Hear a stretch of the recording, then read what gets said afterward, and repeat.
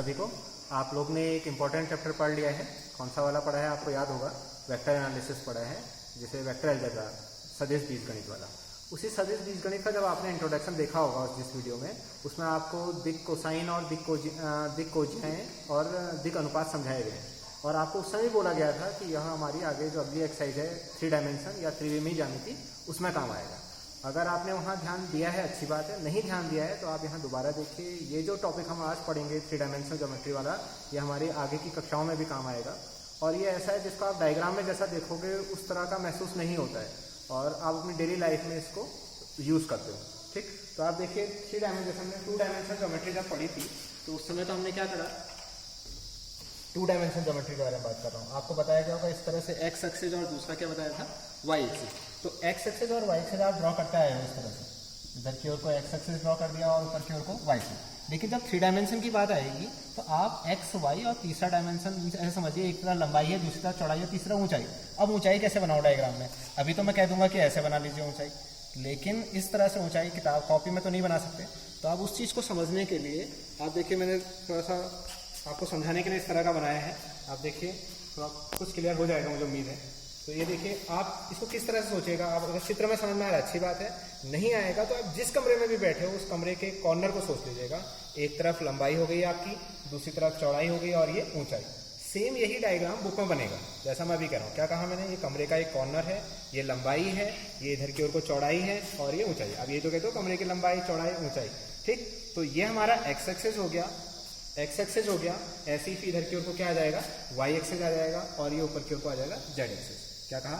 ये लंबाई है एक्स एक्सिस, ये चौड़ाई है वाई एक्सिस और ये ऊपर की ओर को क्या आ गया, जेड एक्सिस। क्लियर हो गया?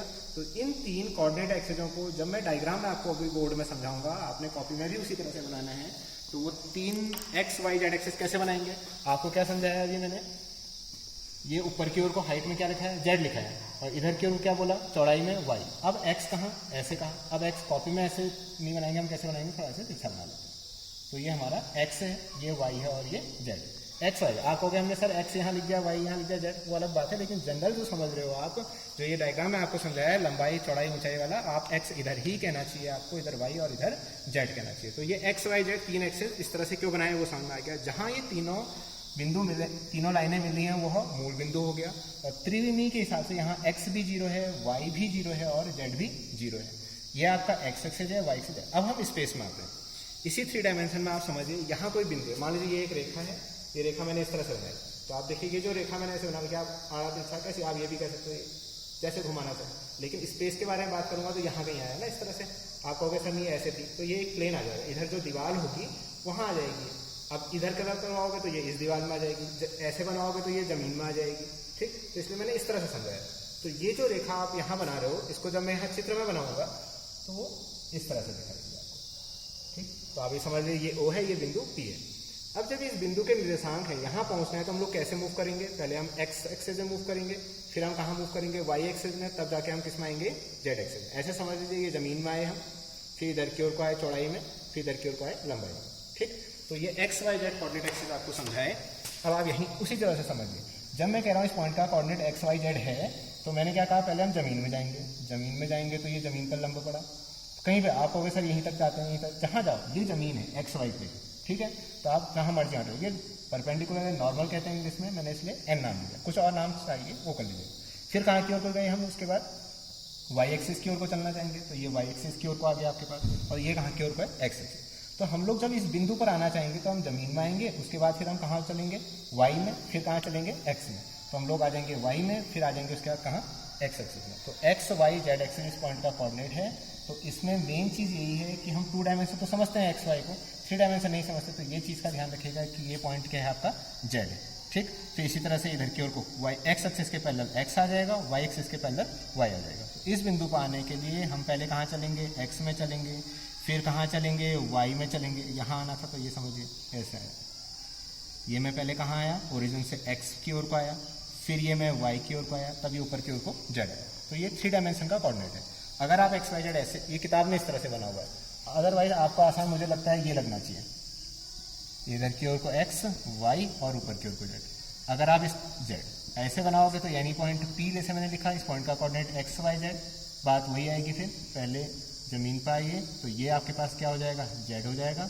फिर कहाँ की ओर को जाइए, वाई एक्सिस, वाई तिरछा बना रखा है तो ये तिरछा जाइए, ये डिस्टेंस इसके समांतर चलेंगे, ये वाई हो जाएगी और ये क्या आ जाएगी आपके पास एक्स आ जाएगी। ठीक है, तो जब आप ये रेखा समझ गए तो आप देखिए ये रेखा जो है ये 3 एक्सिस में है मेरे पास, इन 3 एक्सिस कुछ ना कुछ तो कोण बनाएगी। यहाँ चित्र में बनाना बड़ा अजीब था, मैं एक्स एक्सिस वाला इसीलिए मैंने वो चित्र बनाया, उस चित्र में मुझे एक्स एक्सिस से कोण बनाना आसान रहेगा। अब मैं यहाँ बनाऊंगा, आपको होगा एक्स एक्सिस से कोण ये इतना बड़ा है, ठीक, जबकि एक्चुअल में ऐसा नहीं होगा। तो यहाँ देखेंगे, यहाँ जल्दी समझ में आता है। यहाँ अगर मैं ये लाइन बनाता और आपसे कहता है एक्स एक्सिस एंगल, तो आप जल्दी समझ जाते हो। और इस एंगल को किससे लिख दिया मैंने, अल्फा से लिख दिया।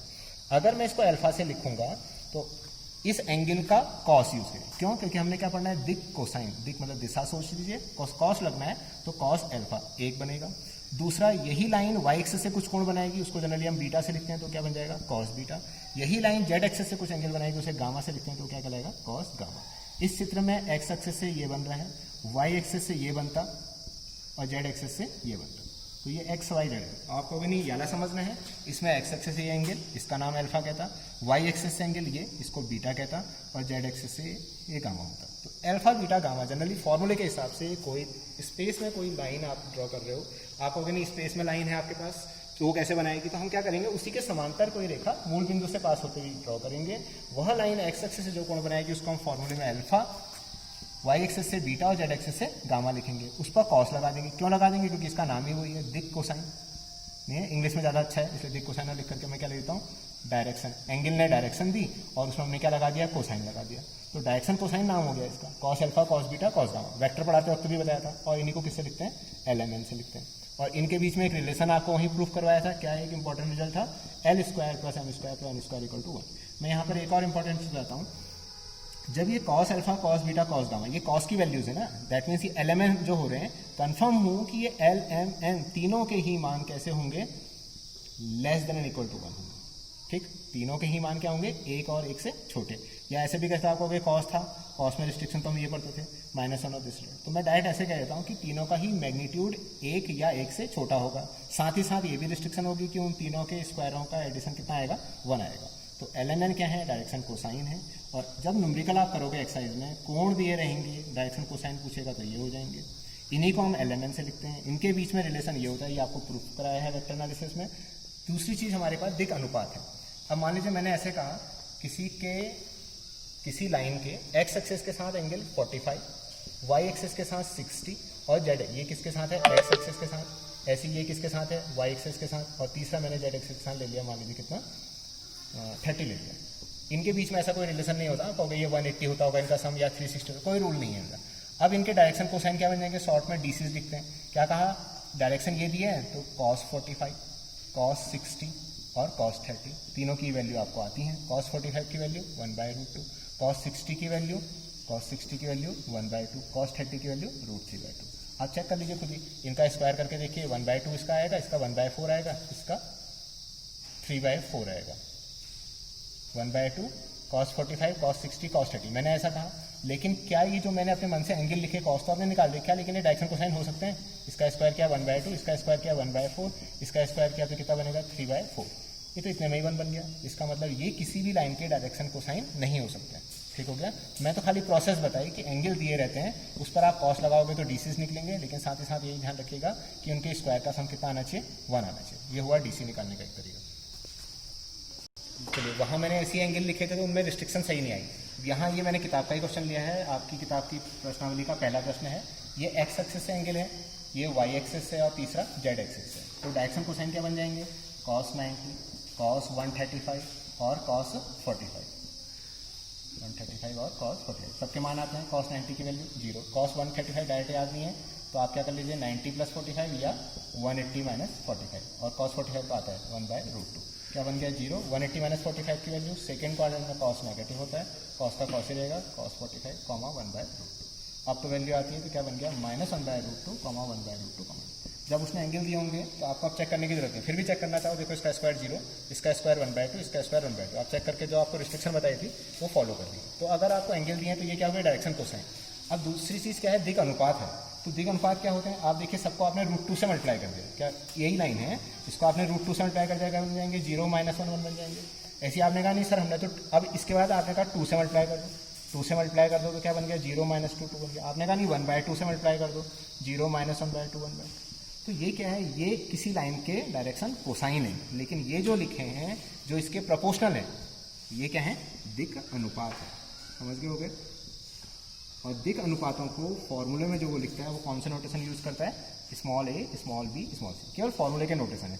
ए बी सी डायरेक्शन रेशियोज के लिए और LMN डायरेक्शन कोसाइन के। जब मैंने कहा अनुपात हैं या समानुपाती हैं तो हम लोग एक फॉर्मूला लिखते हैं L/A + M/B = N/C।